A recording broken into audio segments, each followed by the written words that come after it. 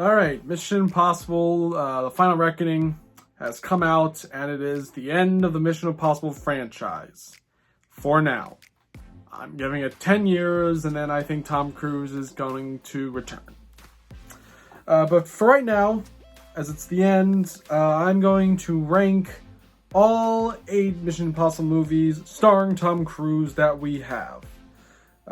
This is a franchise that has gone on for approximately 29 years, and something I should bring up is that this franchise has been going on throughout the course of 2 Bond actors, Brosnan and Craig.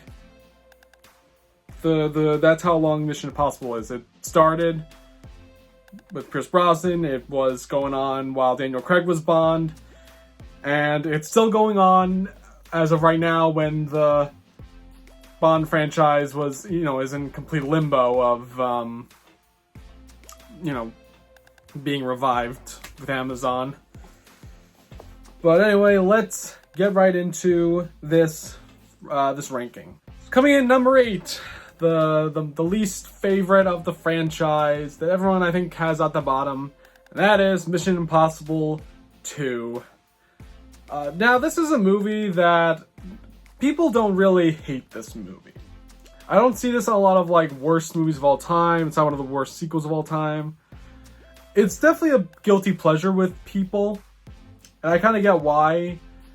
But to me, as a Mission Impossible movie, sorry, I got something in my eye.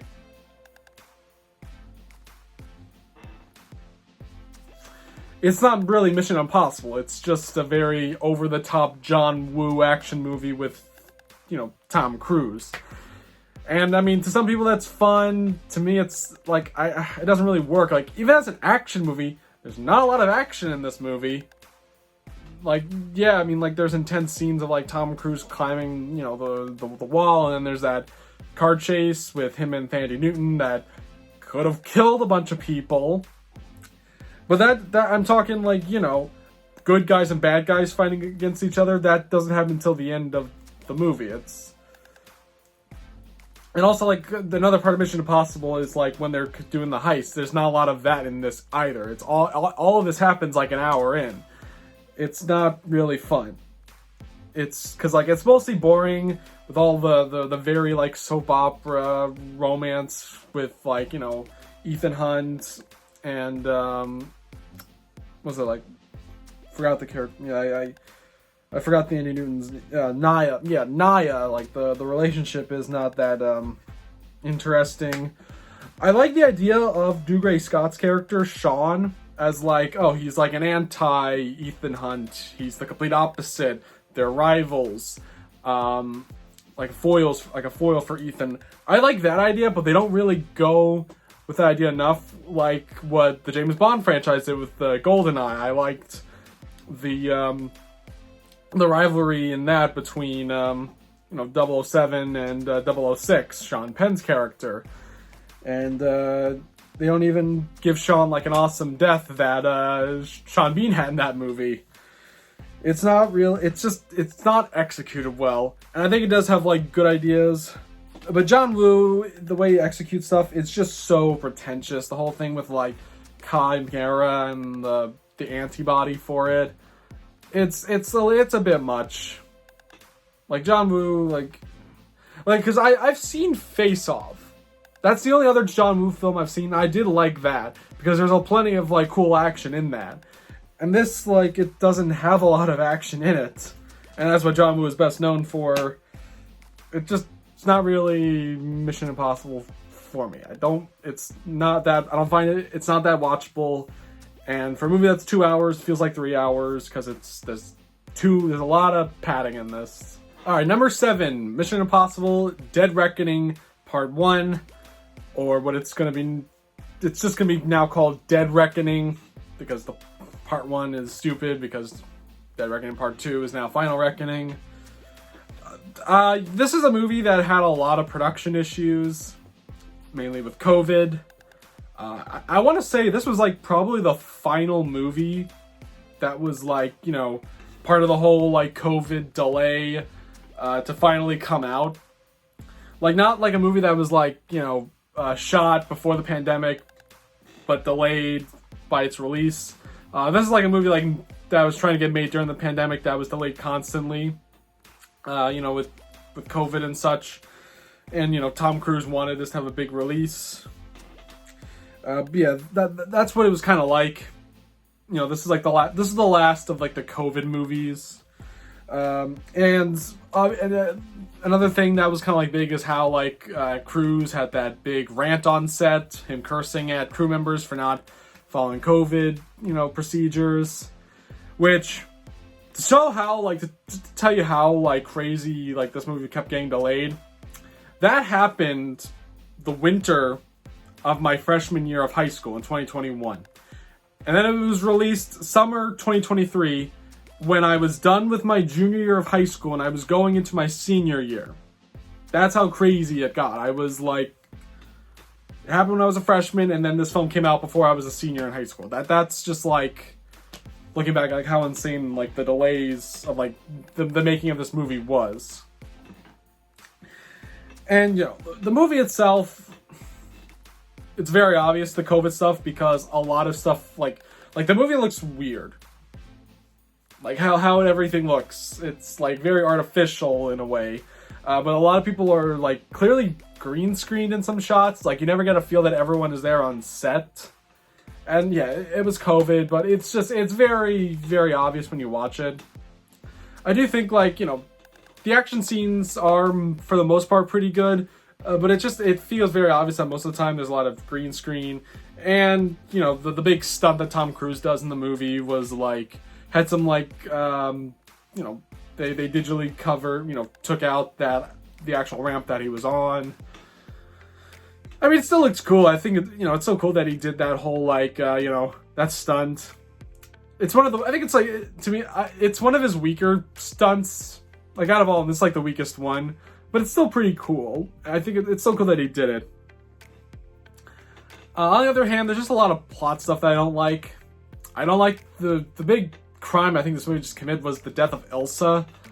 I seen that in the theaters. I was just like, I hated that they killed off this like great character that like Ethan loves so much and like was with for like over the course of 2 movies. I wish they like I'm fine that they like, I don't have a problem with her being killed. I just don't like that they killed her midway through the movie. It would have been a little more impactful if it was at the end. That's where like I would have made the exception, but I just don't like that they killed her off like that. And I'm not big on the whole like how this movie's meant to be like it's a big 2-part finale to the franchise. But like with 2, this one has like a lot of padding. And, I'll talk a little more about Final Reckoning, but, like, I don't think this needed to be, like, 2 parts, because, like, I should really just talk more about this in Final Reckoning, but, like, I just, like, there's not a lot happens in this movie, or just, like, in terms of plot. Like, it's not, like everything kind of just happens at the end of the movie, in the middle. Like, there's cool action scenes, but it's, like, some of it's just like what we've seen before. Like we've already had there's like a big car chase through Rome. We already had like it was Rome or Venice, so it was like one of the two. But we already had like car chase through Paris in the last one. Like we've seen this already, and I just don't really care for the Haley Atwell character that much. Like I just don't like that they made her more of a big character than Ilsa is in this. But overall, I kind of just like that they had they brought Kendrick back. That was the thing I loved. And seeing this on IMAX, the sound design was like pretty cool to hear on that big screen. Because this was like the first Mission Impossible movie that I saw on IMAX. I didn't see any of the other ones in IMAX, regrettably. Coming in number 6, Mission Impossible: The Final Reckoning. So I like this one a little more. I don't know what the other people think. But to me, this movie feels like a proper, first act, second act, third act, well-structured movie from beginning to end, unlike Dead Reckoning, which has, like, a beginning, middle, and then a meh. Which, it's like... Like it's the complete opposite of like Rebel Moon, where like the like Rebel Moon 1 like does feel like it has like a good, like it has the first act, second act, and then the third act could have been like basically the second movie. Final Reckoning feels like most of it could have been like one movie, and Dead Reckoning, everything that happens in that movie could have been like condensed heavily. Like I'm just not big on this. I'm just not big on this whole trend. Like I hate that it came back because of like Infinity War and Endgame, but yet like Endgame was like meant to be, like a separate movie from Infinity War. That's what people don't get. But for the most part, I did really enjoy this movie. I liked the stunts in this. I liked Tom Cruise, submerged. And then the plane at the plane chase at the end, even though we already kind of did that with the helicopters in the 6th film, but still enjoyable, and it definitely gave me vertigo.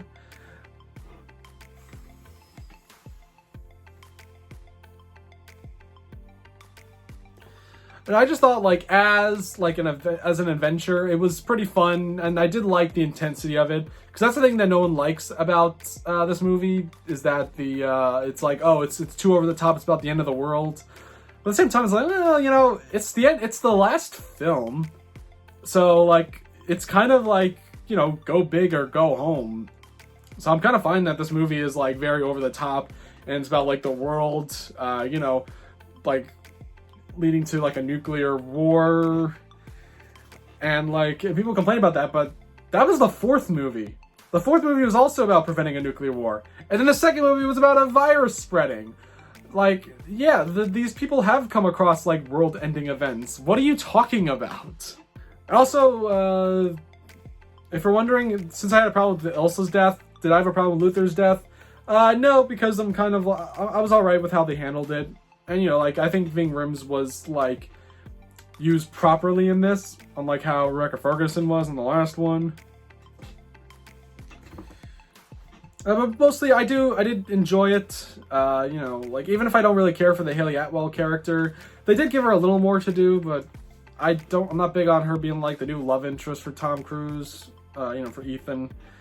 I did like seeing more of Mantis in this. That was fun. The Shea Wingham twist, though, as basically Jon Voight's son, Jim Phelps' son from the first movie. Definitely not Claire's son. Because that's the part I didn't really talk about that much when I talked about Dead Reckoning, was that, like, Shea Wingham comes into that movie and is all, like, acting like he knows everything about Ethan, or, like, he has, like, long turmoil with Ethan. But we, like, we obviously find out in this film, but, like, I kind of wish this twist was just revealed in part 1, because then it makes his character look weird throughout the whole thing. And even then, he actually does very little in this movie compared to what he does in Dead Reckoning Part 1. But his sidekick does. His sidekick who was in Top Gun Maverick.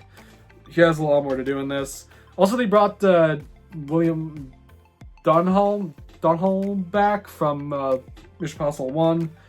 Which, I mean, it was kind of unnecessary, but, it was cute how they did it. Like, I will admit, like, this definitely has, like, way too goofier moments. Like, I don't really, like, I didn't really believe that these 2 films were directed by the same guy who did the previous 2 movies. That part, like, I just didn't really buy Christopher McQuarrie, like, directed or wrote these 2 movies. They're very different. But anyway, like, is this a satisfying conclusion to the Mission Impossible franchise? Look, it's not great, but I think it's still decent enough. It's not that much of a letdown. So, yeah, but they're not my favorite of the Mission Impossible franchise. Because I'm not big on the whole, like, AI stuff. That was, like, I mean, AI was a bit over the top. I would have made the threat a little bit different.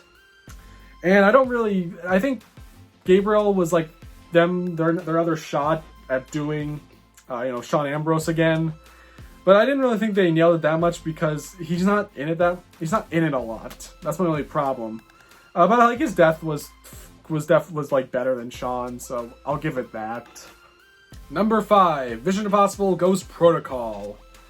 This is very low compared to how like some people put this on their list, like a little bit higher. Because I do really love this movie.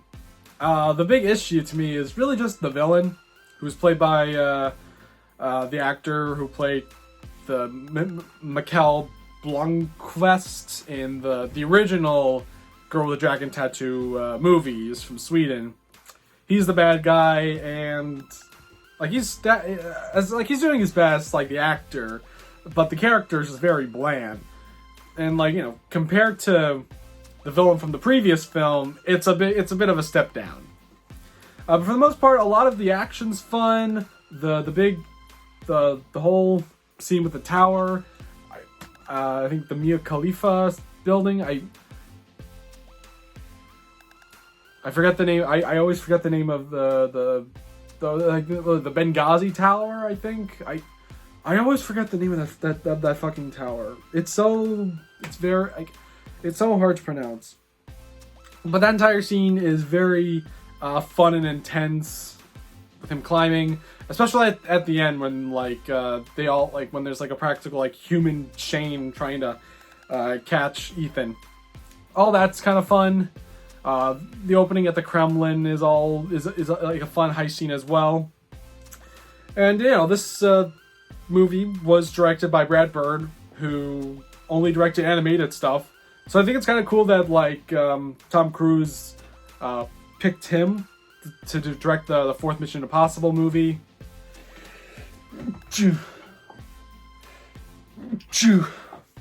Because like, you know, the last film was a directorial debut for a guy who was mostly like a screenwriter and mostly did television.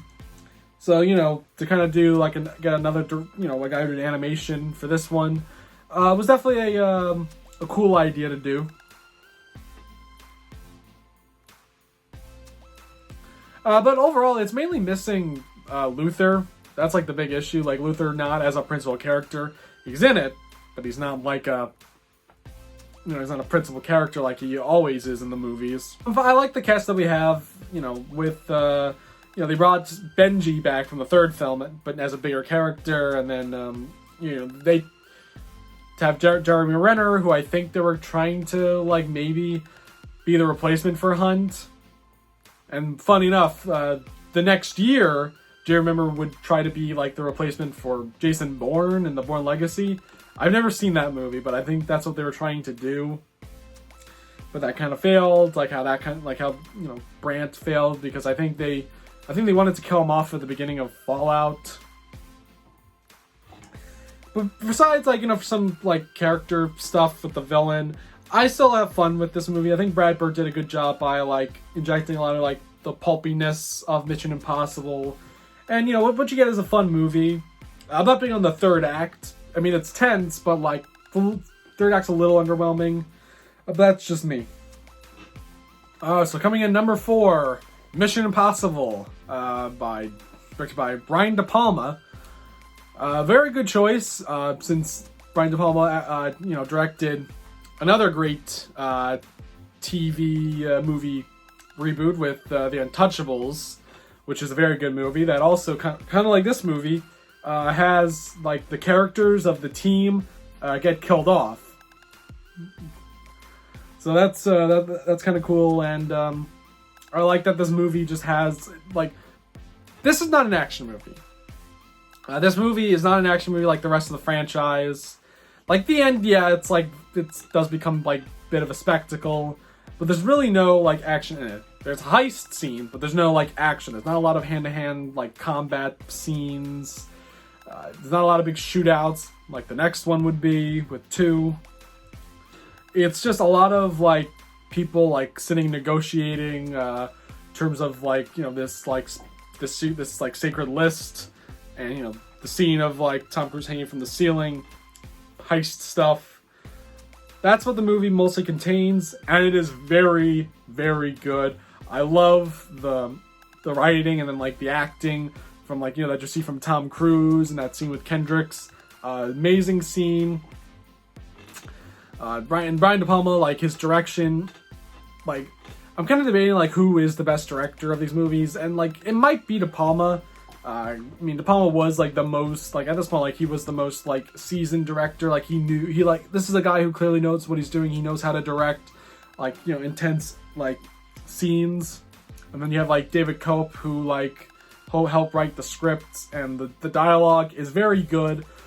Like this movie can be very dense to some people, but I think it's done right, because I think the dialogue has a nice, quick, snappy feel to it that helps make it very tense. I mean, David Cope, I said in my World's Review, David Cope just made a new movie, you know, wrote a new movie this year called Black Bag by Steven Soderbergh. Spy thriller, very, very good. I loved it. I think it's the second best movie this year, with Sinners being the best one. And I felt a lot of, you know, this first Mission Impossible movie in Black Bag, because it's a movie that has a lot of like scenes of like spies talking to each other, discussing, you know, stuff between like countries and intelligent agencies. It's all very well made. It's a very well made movie. It's a good kickstarter to the franchise, even though everything after this is kind of different. But I enjoy it. Even the ending, even if the CGI is not the best, it's still fun, and I love to just like watch just Jean Reno flying a helicopter and John Voight with like suction cups trying to get on. It's good stuff. Really good stuff. I like this movie. It's I don't want to say I can't really say it's underrated, because I think a lot of people are coming out saying that, like, you know, this was like a pretty good, fun movie. So I'm going to leave it at that. I agree with most people. This is a really good movie, and I can see why people would still say it's the best one. Mainly because it's the most different and like the most intelligent still. So coming in at number 3 is Mission Impossible 3. This is the one that's directed by J.J. Abrams. Back when he made good movies, because then, you know, he makes Star Trek the next year, which is also great. And I think he did a great job with this movie too. I love the story in this one about Ethan dealing with like family life, settling down, and I love the bad guy in this, who is played by one of my favorite actors, Philip Seymour Hoffman, Owen Davian, the best bad guy in this series. I wondered on the idea, like, what if you made Cooper Hoffman the bad guy in the next one in like 10 years, and he's like Owen Davian's son? That would be like, that might be bad, but it's kind of an interesting idea because of how much I do really like this movie. I mean, I gotta get some stuff, like some people do say this movie's forgettable. And I think because like there isn't a lot of like intense action scenes like how you know, the next films, like the next 5 would have. But I do enjoy it for the most part. It goes back to like sort of the first movie, but it still has more action in it because, you know, of the culture on how everyone wants action and stuff. Like the action, I think is very good for the most part. Like there are a lot of handheld shots, but I think it all works because I feel like I can see everything that's going on in the shot, which is well done. And, you know, I do like the look of this movie. There's not a lot of like lens flares, which, you know, people always complain that's in his movies too much. I mean, it's really just the Star Trek movies, but to be honest, the lens flares, they don't really bother me that much. Besides Philip Seymour Hoffman, I still love the cast that we got. You know, Ving Rhames. I think like I liked him in the first one, and in the second one he doesn't really do much. But I like what he does more in this one. I think the dialogue that was given to him is much snappier, and I think he's funnier in this one.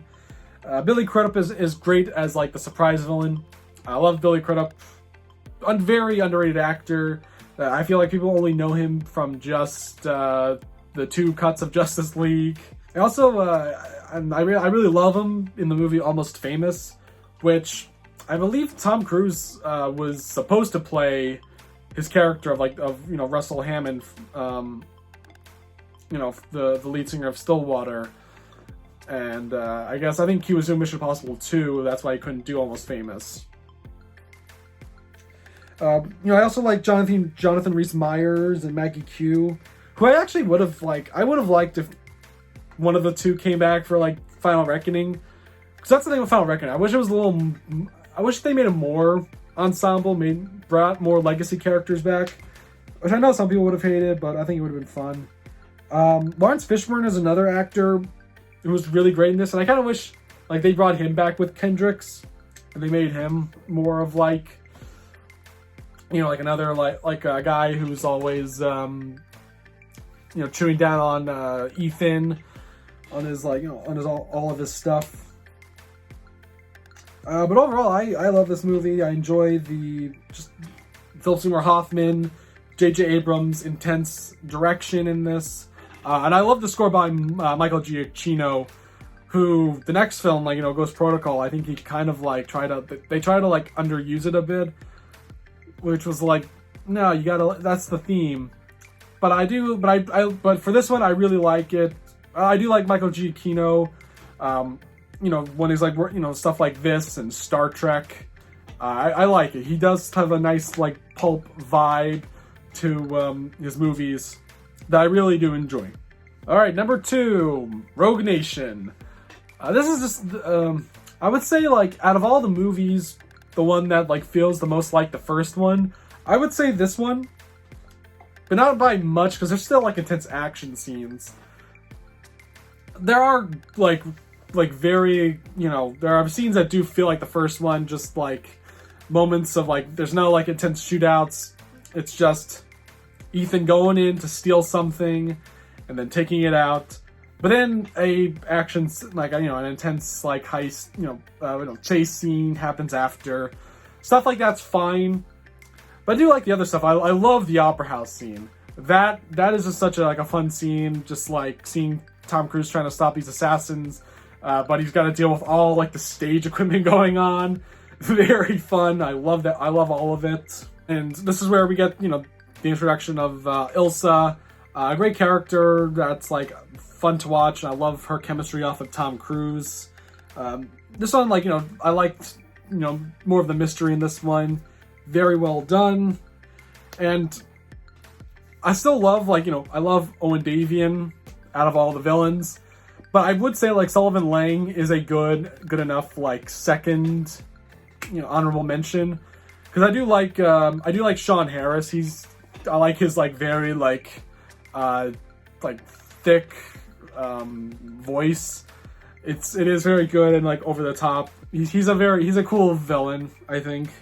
And I just like how this one is about, you know, them fighting, like, Ethan and the team, like, fighting off, like, just these, like, rogue agents that come together and have their own organization.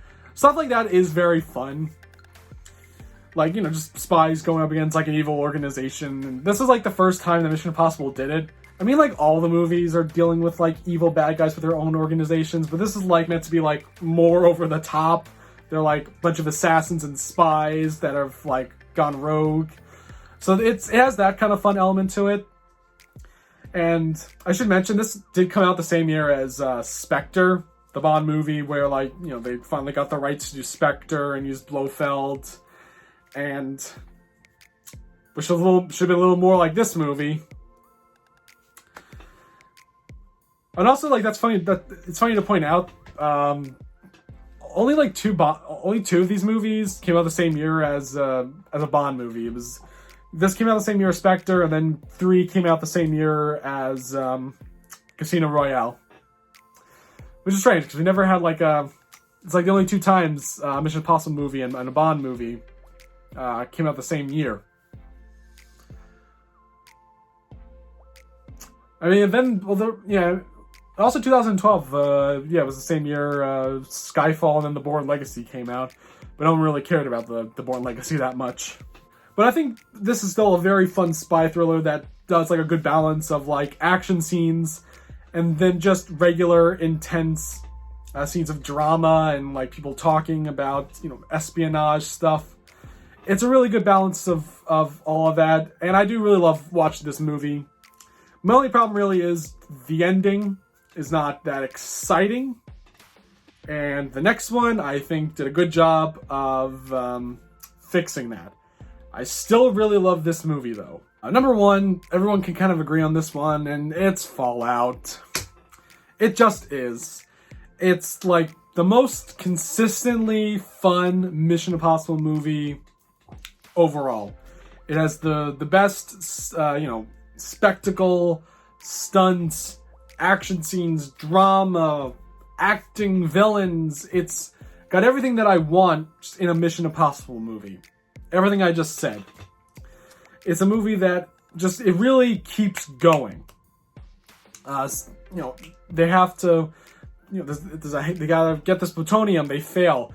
They have to not skydive. They gotta halo jump into Paris to pose as like an arms dealer, and then they have to they have to do this whole this armored car heist which leads to another bigger chase, and it's all insane, and it all leads up to a crazy helicopter chase between two helicopters. It's oh my god, this is still, like, when I saw this in theaters, it still holds up, like watching it at home. Well, even though I didn't see it on IMAX though when it came out, but still, like, in the theaters, this was awesome, and watching it at home, it's still like a great action film. It's second best action film from like the last decade, with Fury Road being the best. But this one is a really good, like, close second. I really love Henry Cavill as Sullivan Lang is also the bad guy, but this is the one that Tom Cruise has to fight at the end. I love that. I love that whole rivalry. It's really good. Unlike how it's it is now I'm thinking this is the best that they did of the Tom Cruise going up against someone like him but different, because Henry Cavill's way younger than him. But it's still really I like watching when they're working together, and then at the end when they're fighting against each other. It's a great combo of both.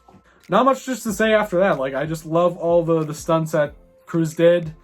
This really just kind of was the peak of the franchise, and a lot of people are saying it that they should have ended it after this one, which I kind of agree. And looking back, I think 7 and 8 should have just made that one big movie that had the big finale to it. So that's all I can say. But Fallout, peak of the franchise. I still love the franchise overall. I mean, I might like it even more than James Bond. I mean, compared to I don't want to say I don't want to compare these movies to everything pre GoldenEye, because all that's different. There was a different time. I don't want to say my favorite Bond movie being Goldfinger. I don't want to say if which of the I mean, obviously Goldfinger is better than Mission Impossible 2, but I don't want to say Fallout's better than Goldfinger, because that's that was a different era. Action was different back then. But if I was to compare it to the Craig Bond movies, I do kind of like these movies better, because I think Tom Cruise just loved doing these movies more than Daniel Craig did. And Tom Cruise having all the control that he had over these movies does make me interested to see a series of Bond movies where the Bond actor has as much control as Tom Cruise did. But I don't know about that with the Amazon. But we don't really know what's going on with this whole Amazon takeover of Bond, if they'll be good or not. We'll see. But yeah, I love this franchise. I will still come back to revisit them.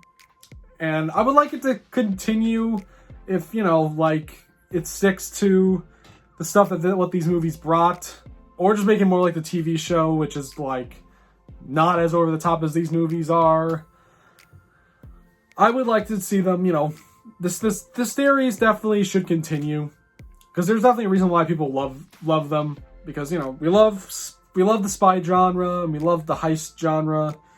We love all of this stuff with espionage. It's definitely something that I love. It's something I want to develop my own espionage stories.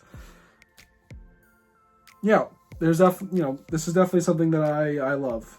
It's one of the best action franchises and franchise in general. And if you haven't seen them, what are you doing? Go watch them now. Because they're great. They're, for most of the time, consistently good. But thank you very much, guys, for watching this video. If you enjoyed it, subscribe, and go see the other stuff I have, because I've made a lot of ranking videos. And this is my first franchise ranking in a while. But once again, thank you, and have a good day.